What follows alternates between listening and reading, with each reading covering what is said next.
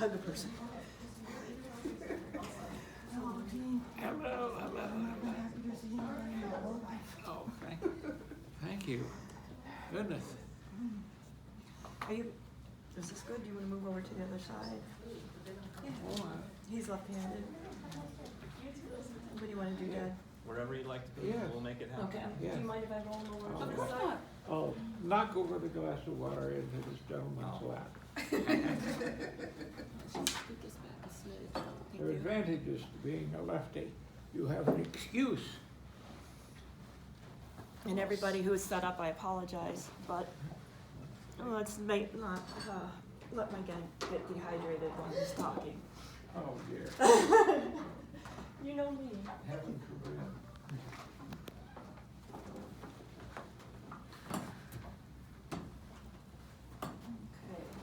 Okay. Thank you so much for understanding, everybody. I appreciate it. Cool, cool, cool. You want anything else, Dad? No.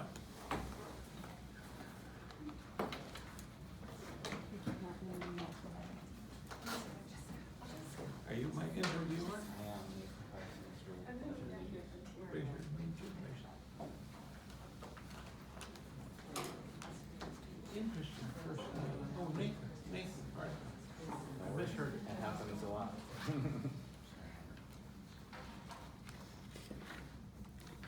Are we good to start? Oh, 2 o'clock. It's 2 o'clock. all right. Ursula Le Guin famously said, "Wolfe is our Melville," and I don't think I can do better than that. I don't think there's a quick or easy way for me to describe this man or his writing, how fascinating his protagonists, how rereadable his prose, how enduring his stories. Also, I think most of you know that already. So, distinguished guests, the man himself, Gene Wolfe, and Nathan Carson.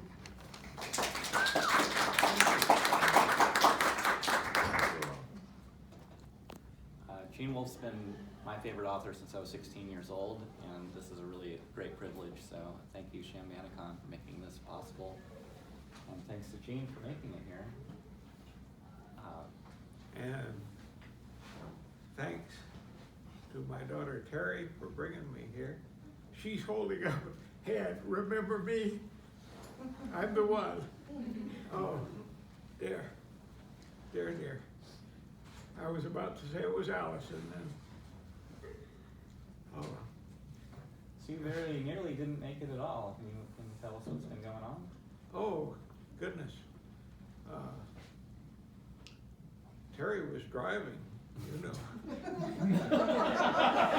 Anything can happen. She was not only driving, she was eating hamburgers as she drove. That's still legal, I think. Well, one hamburger. But you had French fries. 7 of them.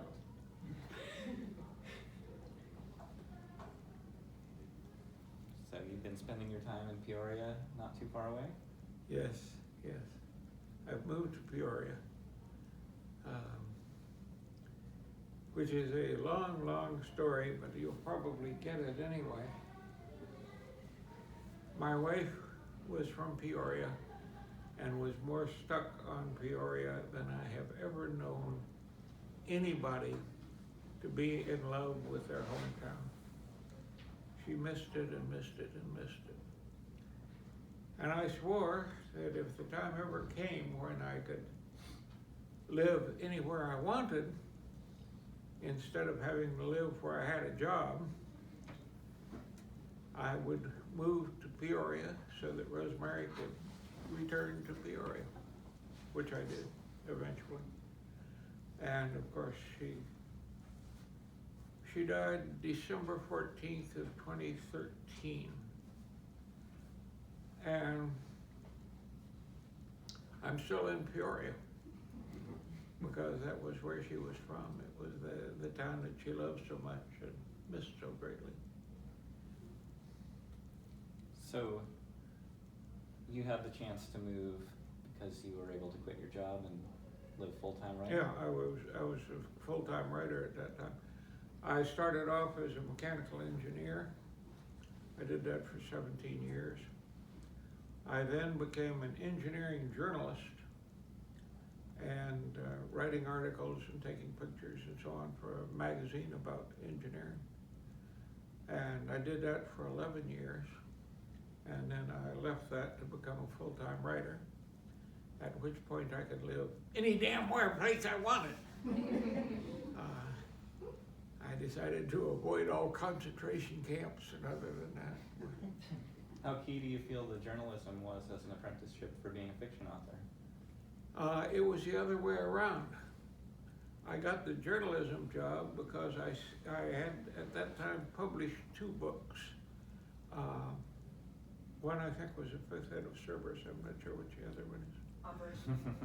Operation Aries. Yeah, you're probably right. And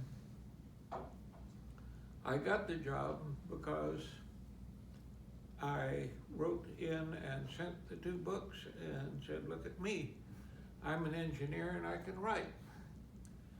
And I found out later from my editor at Plant Engineering that he had been asked by a number of people whether the thing to do was to hire an engineer and teach him how to write, or to hire a writer and teach him how to engineer.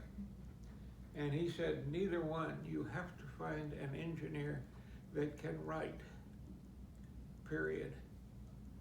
And he had gone all 3 ways, and it was the third one was the only one that worked.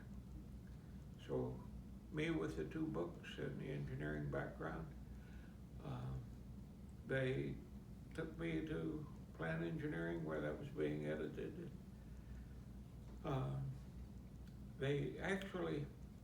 They flew in another guy from California who looked very good. And they looked at both of us and liked us both. And I got the job they had been advertising. And they fired a staff member that they already had and hired the guy from California to do that job. So sometimes everything turns out to be cookies unless you're the guy who gets fired. You know? So you've been publishing short stories for a while before that. Oh, yes. The first was The Dead Man? I think it may have been. That's what I read, 1966. It's way back there. I'm not sure on what the order was. Things came out, but The Dead Man is a long, long time ago. I know that. But Trip Trap was the first one that Damon Knight took for Orbit. That may be. You know, Orbit was my dream market for, say 9 books, something like that. It was a market that bought half the things that I sent to it, which was way better than I had done with anything else. I noticed the planet in Trip Trap is called Carson 3, so I just wanted to thank you for naming that after me 7 years before I was born. It was a courtesy I will extend to you at any time.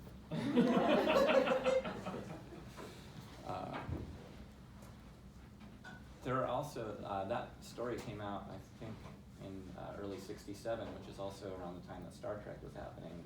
Were there, when you named the society the Confederation and talked about things that were very Prime Directive-like, had you seen Star Trek by then, or do you think that you I have no idea whether I'd seen Star Trek by then.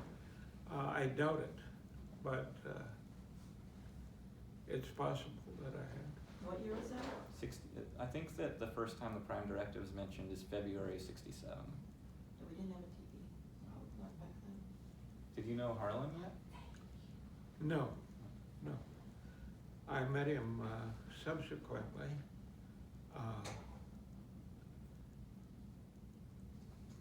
I watched. You- Oh, go ahead.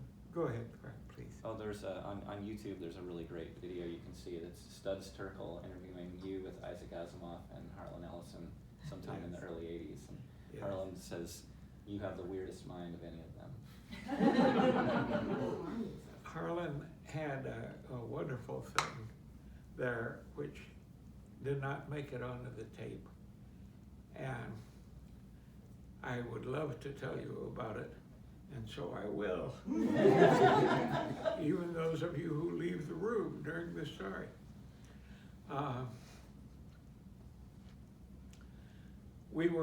Isaac Asimov and I were to be interviewed by somebody or other, I have no idea now who it was, and Harlan Ellison was to be interviewed, a group of three of us.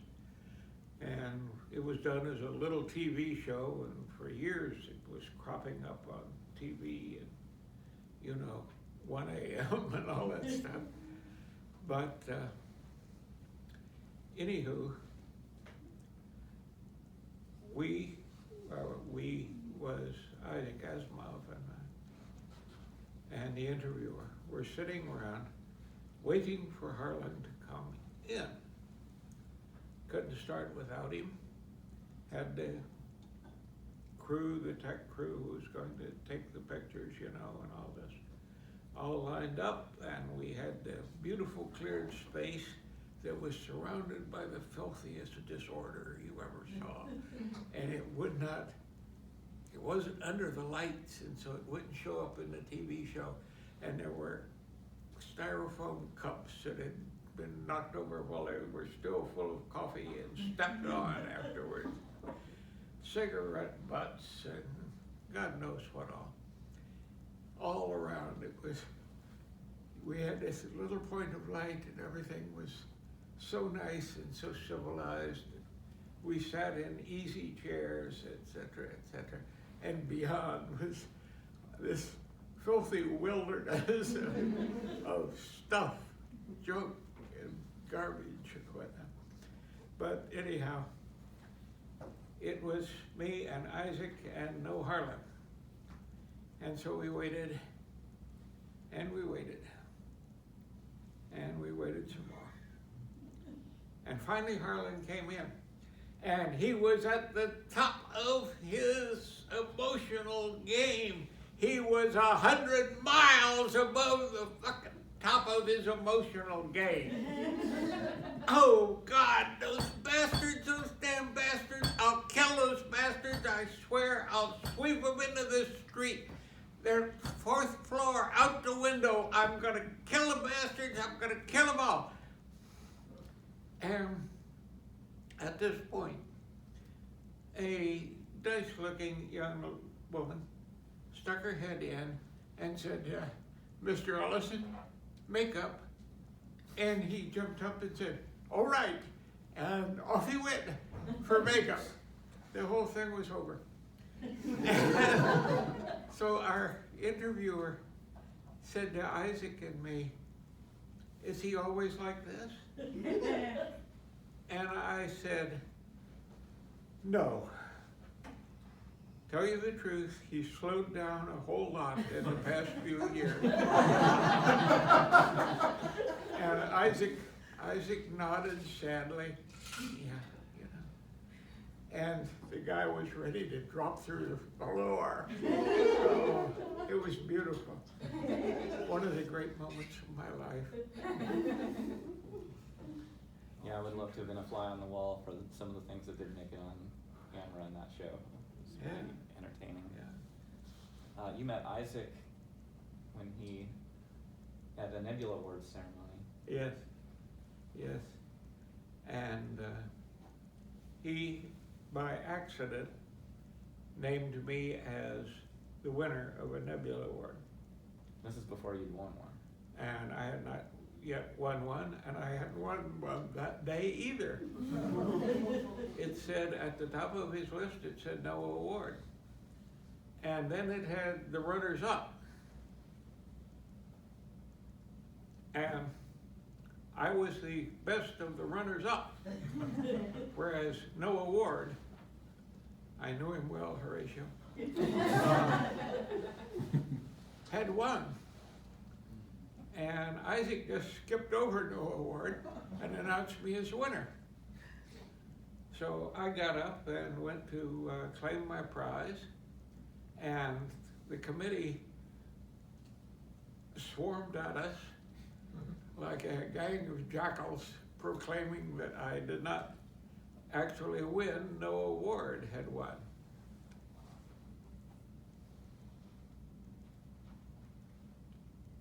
Well, you showed them. Well, yes, we did, really. We did. I've seen you say that there was one night in 1966 when Damon Knight grew you from a bean. Mm-hmm. What does that mean? I had sent Damon a story, very freakishly written, was in 2 columns on the page, each column by a different character. And the characters were interacting, and you got both characters' account of the interaction, which differed as to what each considered important and how each was reacting to the other's presentation, and so on, so on, so on, so on. And Damon said, no, we can't do it this way. We are going to take it in paragraphs and sections and show the one character's viewpoint and then the others, and so on and so on. And here it is. I've marked it up, and this is the way we're doing it. And I thought, well, I doubt that he's done it very well. I'm going to read over and see what he screwed up and fix it. And I read through the whole thing. He hadn't screwed up anything. It was all fine stuff. And I thought, well, it turns out that I'm really only about that high. But I'm started, I'm on my way. I got invited, in those days Damon did the Milford Writers Conference, which was a wonderful thing while it lasted, which wasn't terribly long, maybe 10 years and all. And Damon's idea was to invite real professional science fiction writers to a writers conference. No wannabes, no beginners, people who had published some science fiction themselves. And so he had bought several stories from me, and I got an invitation to come.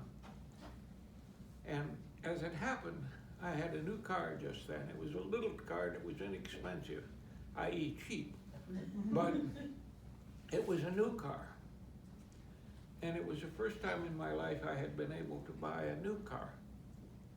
I had always bought used cars because I could get them much cheaper. And so I'm blazing along in my little new car, and ahead of me I could see yellow dots on the road.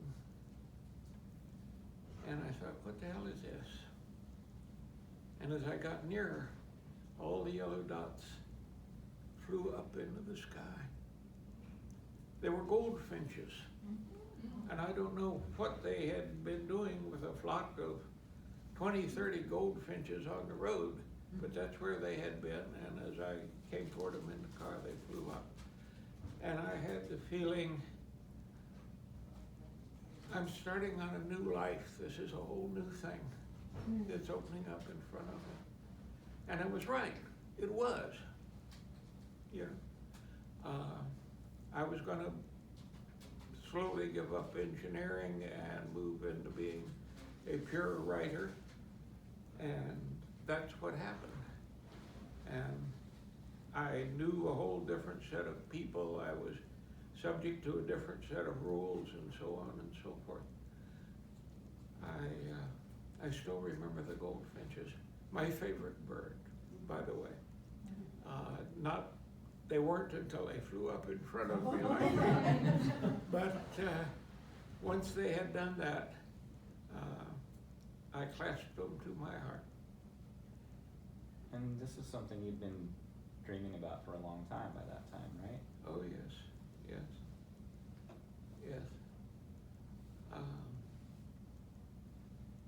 it was great, because Damon invited all these writers, including Harlan Ellison. Somebody mentioned Harlan Ellison. And Damon had this flying staircase. He had a living room with a cathedral ceiling, you know what I mean, probably 25 feet above the floor. And he had stairs that came down into the air of this living room and made a turn and went down to the floor there. And Harlan took a good look at that and jumped with all his might and grabbed what do you call them, the rungs that supported the banister on the stairs, and chinned himself up on them and climbed onto the stairs, and then reversed the thing and climbed down the same way. And Kate Wilhelm, who was Damon's wife at that time,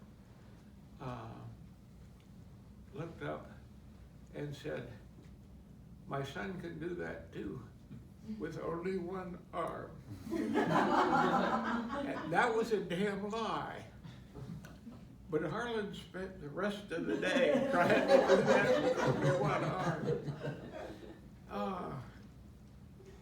She had entrapped him just like a spider throwing a fly to its web. Say something else. I'm running out of things to say. Oh, no problem.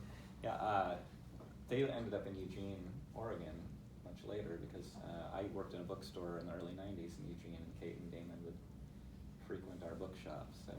Oh, wow. There. Wow. Hey, good to know.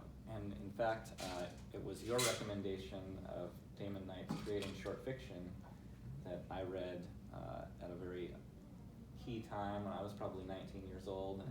And one of the things that Damon recommends is if you're under 30, you should go out and get some life experience before you try to become a serious writer. And I took that to heart and really didn't start publishing until my 40s, but I feel really good about it. R.A. Lafferty did about the same thing.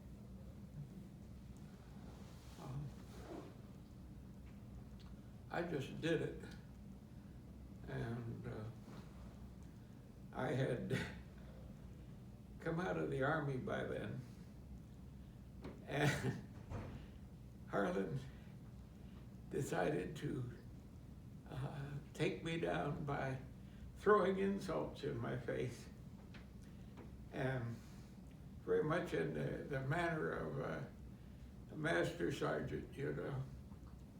And I had a hell of a time keeping a straight face. It slowly faded as this came on. He got completely disgusted with me because instead of shivering with fear, I was ready to bust out laughing at him. Because Harlan, you know, went into the Army and lasted about 6 weeks. Most of them spent in Stockade. And then he got a, I don't know, it isn't a dishonorable discharge, and it isn't an honorable discharge either. There's a mid-level in there, I forget now what they call it. Probably a disciplinary discharge of some sort. Some such thing as that, yeah. Anyway, he was discharged like that. Harlan was never cut out to be a soldier.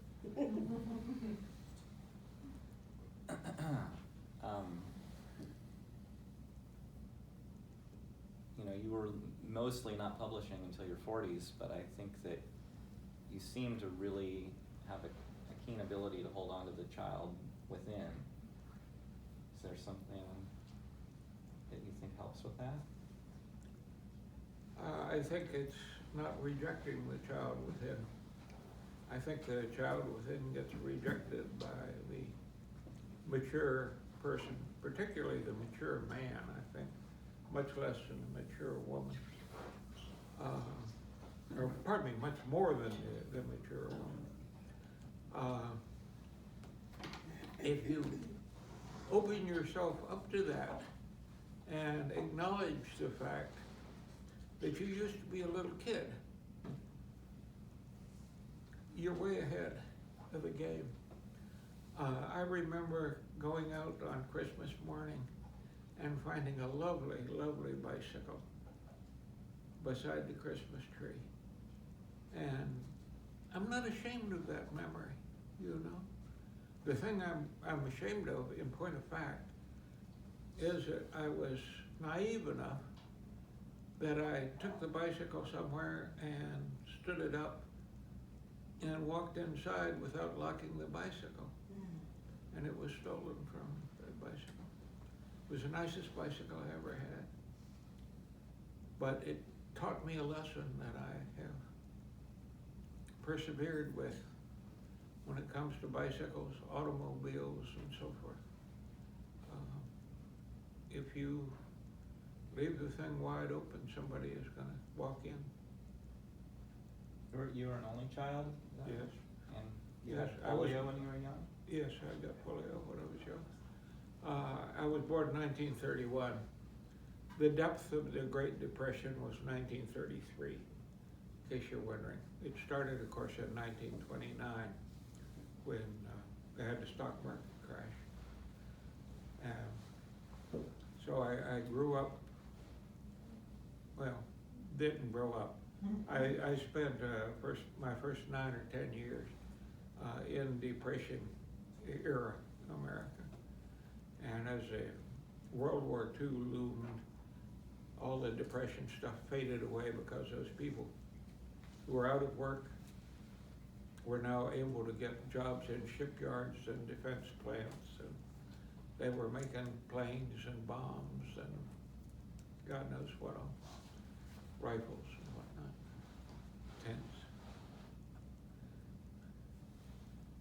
tents in the Boy Scouts camping sense, not in the literary sense, by the way.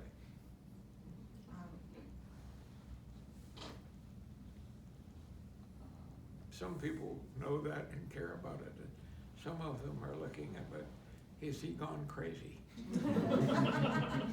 Well, you know. I mean, how much fun is it being totally sane? Come on. It seems like even from your earliest published works, you were very interested in ambiguity and mystery and creating fiction that people would have to reread and discuss. What do you think brought you to that, like from the beginning? It seems I was reading the kind of fiction that I would like to read. I was writing the kind of fiction that I would like to read if somebody else wrote it. And that reminds me, I should pull out some of my books and read them now. You know, when you finished a book, you've gone through it and gone through it and gone through it. At least I have. There are people who just do a rough draft and send it in. Unfortunately, if you're a reader like me, you start to read one of those and say, this is a rough draft that he sent to the editor. The editor bought it. You can see the places where it does that. You remember the cartoon of the railways meeting, the Golden Spike thing, where they're meeting, but the left rail is one.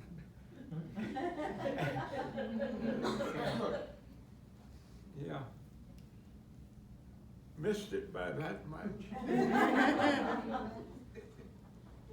I think that sophisticated kind of fiction does lend itself to critical evaluation. But I've seen you say that you're not an academic waiting to be criticized. I've never been an academic. I have taught short writing courses, and that's as close as I have ever come. But now there's a building body of work where people are writing books about your fiction. How do you feel about that?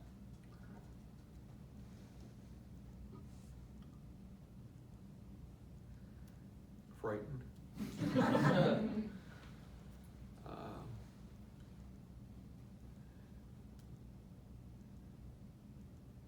it's scary, you know. You understand how somebody who might be running for high office feels, you know, say that I was running to be governor of Illinois or something. Because you're getting a lot of criticism, and a whole lot of it is malevolent. A lot of reviewers are avenging themselves on the literary world that has rejected them and disdains them. But they go ahead and write the reviews, and hey, I got $25 and a free book. You could do worse. I think a lot of the books that are coming out are from people that are great fans of your work that are just trying to puzzle over its mysteries. I hope so. I hope so. Often they leap to some conclusions, though, I think. Oh, I had one guy, I'm no longer hear from him, which is fine with me. Lived in Wisconsin, and I guarantee you, he was on the brink of pure insanity. I think that they let him out of this straitjacket about twice a week, and then he could read my books and write me those letters. Because he would write long letters in which he saw 24 things in one of my stories that I had never consciously put there. And sometimes he was stretching it out to here, you know. Oh, wow. I'd get a letter from him, I'd look at the return address and shudder. Because I knew, you know, somebody, I don't know who it was now, another writer said he reminded him of a fish that had been hooked through the head. I mean, I think that a story like 7 American Nights, where only 6 of the days are depicted and only 5 of the eggs are eaten, I mean, do you think that there's enough information in that story for a reader to draw a solid conclusion there, or is it the point that one should never know? I think it's the point that one should never know. I would have to read the story again to be sure of that, but I think that what it is something haunted that says you will never be able to wrap your mind around reality.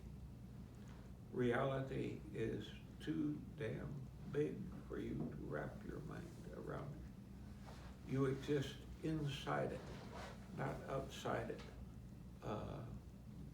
looking at it like you might look at a paperweight.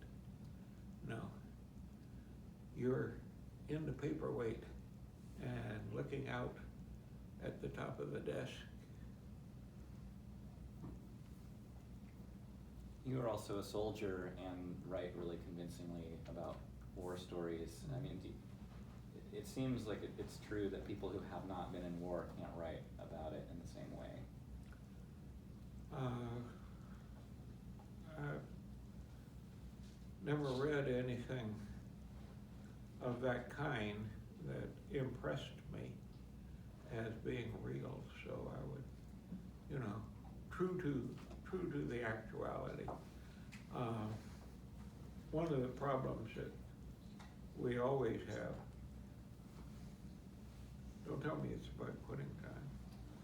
Time is It's about half past. One of the problems that we always have is not enough people have been shot at. Not enough writers. How many writers have ever actually ridden a horse? Actually ridden a horse. Saddle up and get on and It ain't gonna work because you're trying to get on the right side. Get on the left side. That's the way he's used to being mounted.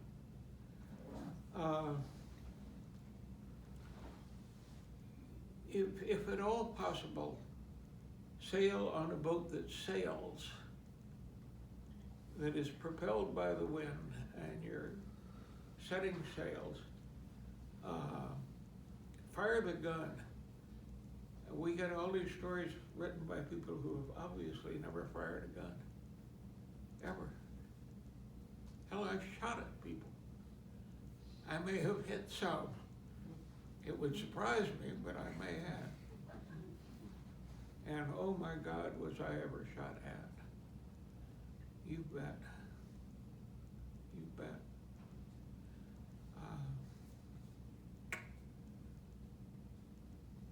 Well, along similar lines, the hallucinogenic experience comes up a lot in a lot of different stories of yours, including the Book of the New Sun, 7 American Nights, and others. And I think you write very convincingly of that. Is that something you have some experience with? No, I never took LSD, if that's what you're thinking of. It's just that I think I see the world in stranger terms sometimes than most people do. And like everybody else, I've had dreams and have dreams quite frequently. And sometimes have a hard time getting rid of the dream when I wake up. Often that's innocent enough, but I wake up thinking that I'm in some other place and that something has happened that hasn't actually happened. So probably half of you at least do the same thing. I see somebody nodding over there. Yeah. It does seem like you have a very acute perception. Oftentimes, you're really good at inverting tropes and inverting language. That's really impressive. Can you quote an example? I mean, gosh, I think so many of your stories are that way, but no, I don't have a specific one on the top of my head. Anybody got a specific one? An evil guess? An evil guess. Yeah. The evil guest is gold, of course, in that story, because someone said that it came as a welcome guest, but. Well, I guess maybe a solar labyrinth is an example. What's that? A solar labyrinth? Oh.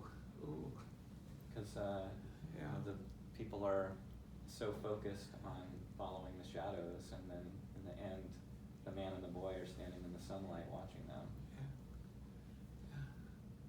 The idea is that you must avoid the shadows as you go through the labyrinth. And of course, the shadow changes its position all the time as the sun appears to move across the sky. I guess we can say it moves across our sky anyway. Well, of course, what's really happening is that the Earth is spinning around. Anyhow, it seems to me that there's a secret in there, and it says, this hour is not like the preceding hour, and it's not like the hour that will follow it. This is the only hour of its kind that you're going to get. And you mentioned that there's a sinister side to that story that most people miss. Yeah, there is. Read it and find out. I have. I was curious if the man and the boy at the end were an ingredient in that. I don't remember. Fair enough. This is a personal thing I've noticed reading your fiction, and this is something that comes up in almost every one of your books and many of your stories, I think going at least as far back as Paul's Treehouse.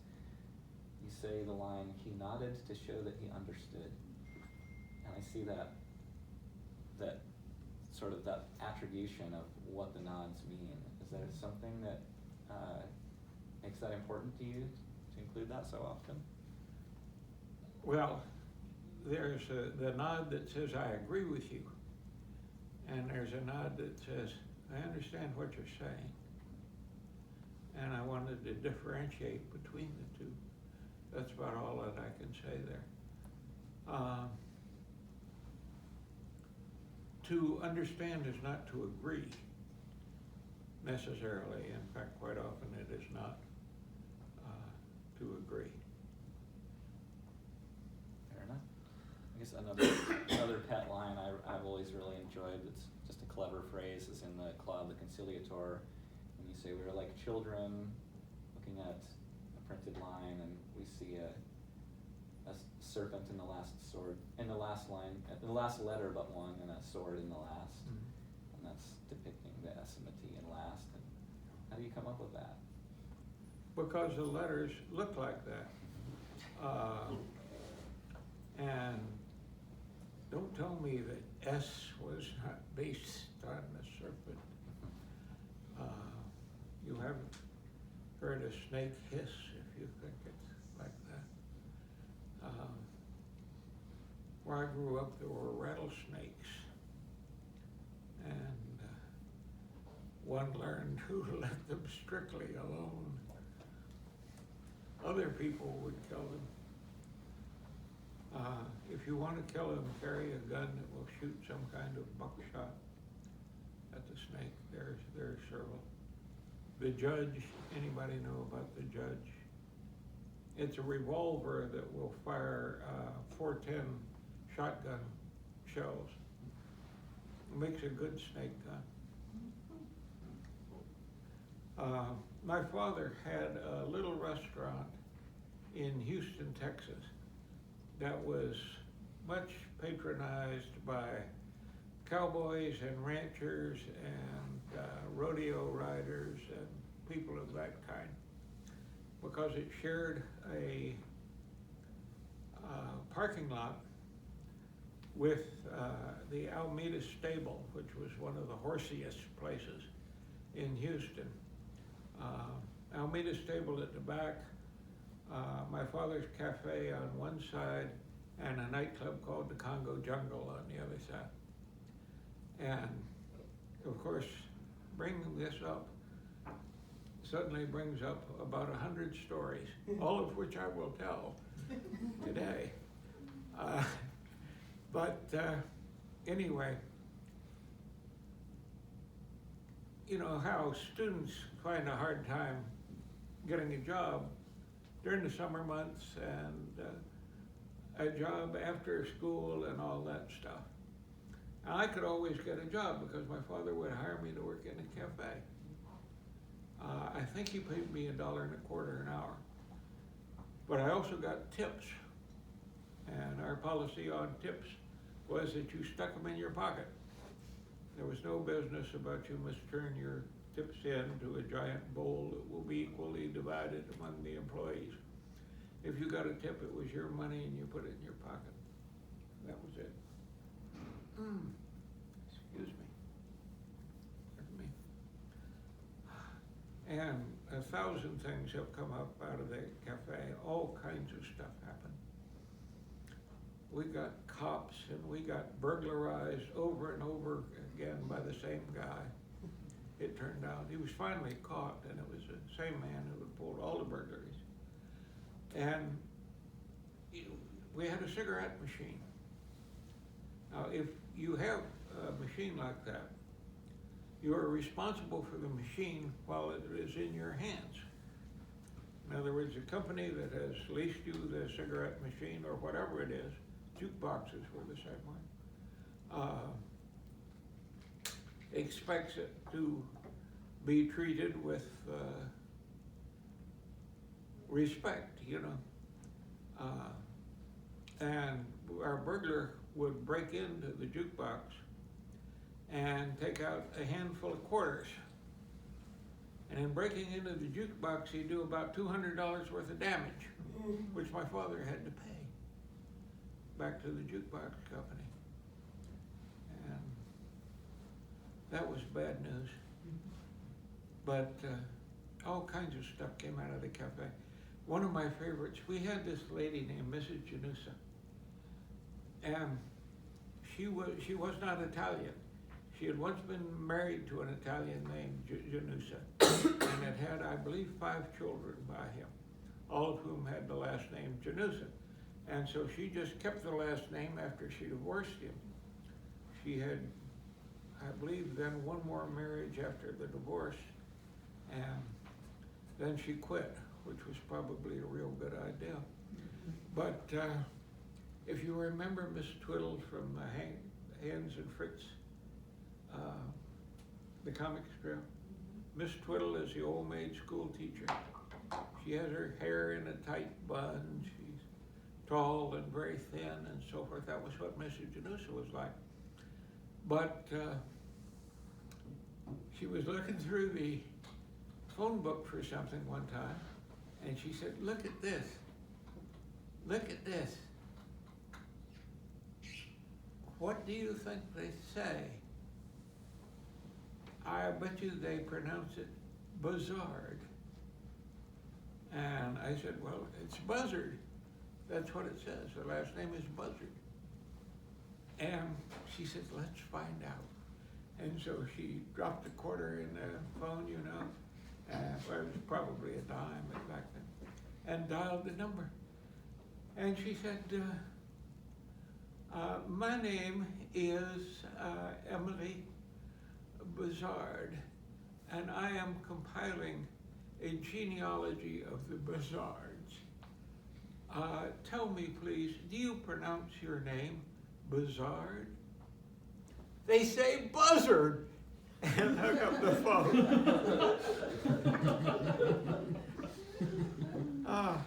That's what she was like. She was a very likable person. But we had carrot salad one time, and a customer returned his carrot salad to Mrs. Janusa, asking that she take out the raisins for him. And that she would not tolerate. She would not remove the raisins. No. If he wanted them removed, he could take them out himself. Need a special tool for that. Yes, a raisin extractor. Yes, sort of like a pair of tweezers, except that it has 3 legs and a screw on the top, you know. They have digital ones now. Oh, forgotten. Oh, yeah, you're right. Yes, indeed. Another thing you've said is that out of respect for living authors, you should only read 1 story per day by a living author. Okay. I think 1 story, if it's a good story, is going to give you plenty to think about for a day. It's easy to cram 3 stories in if they're a good story, and you don't have too much to do that day. But most of the effect of the first 2 you read have been drowned in the third. Good stories should not be wasted like that. There are not an infinite supply of good stories. Although if you had all the past copies of Weird Tales, maybe They're all online now. Are they all yeah, online? Someone's posted. Oh my God. Yeah. Oh Lord. But there are a lot of bad stories in there too. Yeah, and I am terribly out of date. I had no idea that they were all online now. You have an issue dedicated to you. Well, sure. No, that's great. It's great, really. I used to go up to the Richmond Pharmacy, and the Richmond Pharmacy would have pulp magazines hanging on clothespins. I don't know if any of you remember when people used to hang magazines on clothespins like that to sell them. They have a wire and a clothespin on the wire, and the magazine, 1 copy of the magazine would be suspended there. It was a way of getting all the covers exposed in a day when there were a lot of magazines. And I would pick up a copy of whatever pulp magazine I liked, which was Startling Stories and Planet Stories, and especially Weird Tales. And, oh God, Famous Fantastic Mysteries. Did you ever read Famous Fantastic Mysteries? Oh, that was wonderful. I used to read it, and I thought that the reason that people didn't print these stories elsewhere was that they were afraid of them. Because Famous Fantastic Mysteries was digging up some real terrifying stuff from around late 19th century, most of it. Did you first read Lovecraft and Weird Tales? I'm sure I did. I don't actually know that I did, but it would seem inevitable that because he did write a good deal for Weird Tales, and I read Weird Tales by getting a copy, hiding behind a candy counter, and reading the shortest story in the magazine. I'd look at the table of contents and quickly do the arithmetic and pick out the shortest story. I had the most chance finishing that story before the pharmacist kicked me the hell out of the drugstore. And if I didn't get to finish the story, then I came back about 3 days later and got the same issue and finished.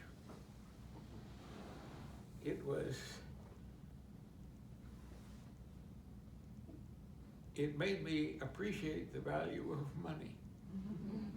You know, money is an awful good thing to have. Lots of it. Another magazine that you eventually cracked was the New Yorker, and they recently did a profile on you. My daughter is giving me a look of deep disgust, and I don't know what I have done to deserve this. Maybe my glasses are crooked, but it was really a look of deep admiration. So. What? It was a look of deep admiration, so. Deep admiration? Maybe my glasses are crooked or something, or my hair was in my face, but it was not deep disgust. You remind me of a crocodile looking at a hippopotamus. I'm not hungry either. I don't know what's going on with my face, but.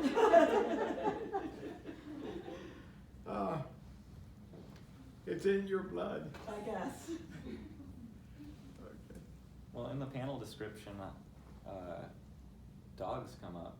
Have you been an avid dog fan for a long time? Yeah, I have never been a breeder, but I like dogs. I've had one dog or another, except for the time when I had 2 dogs. And that I've done it. And I learned some good lessons from dogs, I think. One without, I could be silly now and give you notice about sleeping in front of the fire and so forth. But I had a English Bull Terrier named Lance. And Lance would fight any dog that would fight him. In fact, he would fight anything with 4 legs and hair that would fight him. Horses included, cattle. Anyway, I have seen him hurt far worse than the dog that he was fighting. When the dog that he was fighting turned tail and fled. And why was it? Because no matter how badly Lance was cut up, and sometimes he was cut up really badly, he kept coming. You could grab him and shake him and throw him down, and he'd scramble to his feet and go for the throat. And some much bigger dogs just said, "This guy is nuts. I'm not gonna fight no nut," you know. And they pulled out. I would come, he'd get loose, because in those days I didn't have a fence yard. I'd change him up, and he would either A, pull up the stake on the chain, B, break the chain, C, break his collar. Some way he would get loose. Well, let's see. Over that way, you go toward the dog fight. Hear the dog fight at a distance and go over there. And I'd get him and I'd pull him out of the fight, and he would be a white dog, you know, and he dyed red with his own blood. And he's skipping along beside me. And that was some fight. Did you see that fight? That guy could really fight, I'll tell you. He give me his right. He give me his left. He give me his right again. I'm still on my feet. I give him my right. He goes down. He gets up again. I give him the right again, and he goes down. This time I kick him. You know, like that. He's had this glorious fight, and he's on top of the world with it. It was a wonderful, wonderful adventure. He found somebody that would stand up to him and go at it. Have you applied this to your writing career? Yes, yeah, he was crazy. Do you have a dog now? Yes, I do. She is a much milder dog. Terry, where is that dog now? We're watching Mariah for a little while. You're watching Mariah. Yeah, Okay. She's behaving herself, I hope. as best she can around our 7-month puppy Ah. and the cat. And as soon as I got that, I started getting, we called the wind Mariah from Terry. You know that way out here we got a name for rain and wind and fire. The rain is Joe, the fire is Beth. No, pardon me, the fire is Joe, the rain is Beth, and we call the wind Mariah. No, that it's from Paint Your Wagon. Paint Your Wagon. I'm sorry? Oh, I thought it was Oklahoma, but it's. Oh, it's from Paint Your Wagon. Anyhow, yeah, it's a good name, and it has stage presence. So, excepting the last couple of weeks, have you been working on a current project? Excepting the past few weeks, yes, but I'm way behind because I've been sick and I have other excuses too. Is this the sequel to Borrowed Man? Maybe. It depends. I haven't quite decided whether it is or not. I haven't finished the darn thing to start with. I've got probably 350 pages of manuscript, something like that. Which is a lot, but it's not a book. You know, you need to start edging up toward 80,000 words, at least. Unless it's a picture book, in which case all bets are off. Do you have projects beyond that one in mind? No, I don't. Something will strike me.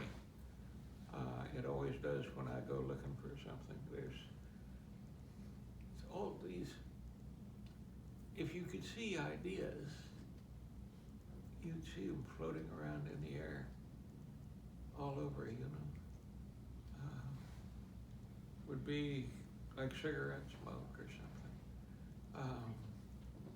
There's all these things that you could write about, wonderful things, and every once in a while I try.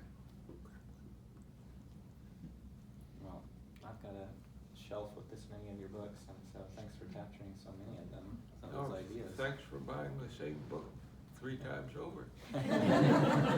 That has happened. Do we have any questions in the audience? The Grandmaster? Been fairly thorough. Brenda? Been fairly thorough. We're too odd. Let's see, I have 2 female relations and at least 1 female friend back there. I certainly hope she's a friend. Brenda's got And, okay, that makes 2 friends. And we're not getting a single question. How No, can we've this got one. be? Brenda wants to know I got something. one. You got one. Did you know that there is a Gene Wolfe Appreciation Society Facebook page?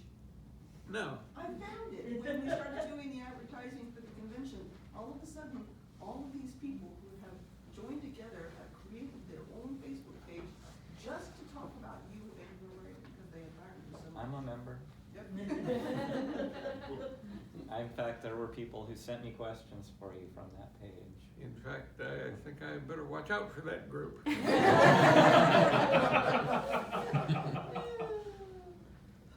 Yeah, one guy said his father, Steve McCoy, used to work with you at Procter & Gamble, and was wondering if you remembered him. I don't, I'm sorry to say. Steven? His name was Steve McCoy? I believe so. I'll triple check that after this. Yeah, I've never heard that name. There were Yeah, quite a I'm- few genes. Right? There were like 3 or 4 different genes. I think right? when was the last time you ate a Pringle? A long time ago. A long time ago. If you can eat them when they come out of the salter, they are delicious. Yeah. Absolutely delicious. And they come out, and it's like seeing a little parade of wooden soldiers, you know, because they're on a vibrator thing, and due to this saddle shape, they stack themselves automatically at the end. And the machine waits until they've got a good-sized stack, and then it reaches down, picks up the good-sized stack, drops it into a can. That's how it's done, folks. Believe it or not. We used to have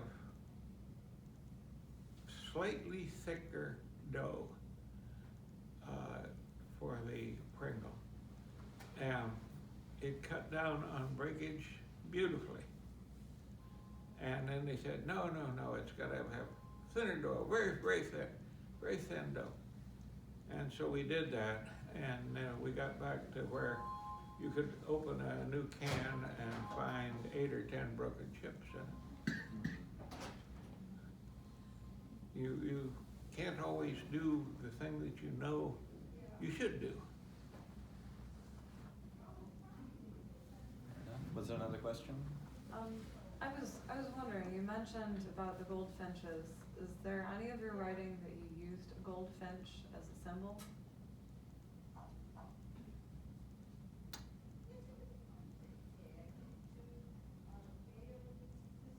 Can you give me an example? I was just wondering if you recalled writing it in anywhere. My daughter is shaking her head. I don't ever recall that. That's the first time I'd ever heard that story, to be quite honest with you. It's a lovely story. And I know why you always got so mad when Cinnamon would catch a goldfinch and bring it into the kitchen. That was my husband and I in our first Damn house. cat. Yeah, we had a 22-pound bruiser of a cat who would catch birds and bring them into me for cooking. Here, lady, cook this up. It's so sad. There's a really succinct and beautifully written version of that story written in the afterword for Fifth Head of Cerberus in the Best of Gene Wolfe. Oh, okay. Ah. You can find it there. Uh-huh. Or ask him. Uh-huh. There's a pretty major Pulitzer Prize winning book by Donna Tartt called The Goldfinch that came out a year or so back, maybe 2 years ago now. Why? It's a very, very good book. What's it about? It's about a young man who is in a museum with his mother when a bombing takes place, and in the confusion and aftermath, as one of the only survivors, he steals this 15th century painting of a goldfinch and ends up basically with this painting for the next couple of decades of his life, and it's sort of just, it's a Bildungsroman about his upbringing and being without parents and having this very valuable stolen art hidden under his bed, and how he deals with that and what he does with it. But it was a bestseller and a Pulitzer winner, so it's she's the same woman who wrote The Secret History, which is also really good. I was recommended to read above my pay grade, so that was a 800-page book that I chose to do that with. Yeah. What are you reading now? Are you reading anything interesting now? Not anything specific. I've been cruising around from this to that, reading magazines, reading some old books that I have already read, reading some new ones that I have never read that I've bought on spec, and hoping to find something that will hook me and make me enthusiastic. So I don't have a good answer to it. I keep playing around in my mind with the Arabian Nights, thinking, gee, it would be great to do something there. But I don't know if I could do anything that would justify it. I have not lived in the Near East, you know. So, of course, that may be an advantage in that way. Okay. Well, I think we've kind of gone over our time now, so thank you so much for coming, and thank you so much for speaking. Thank you.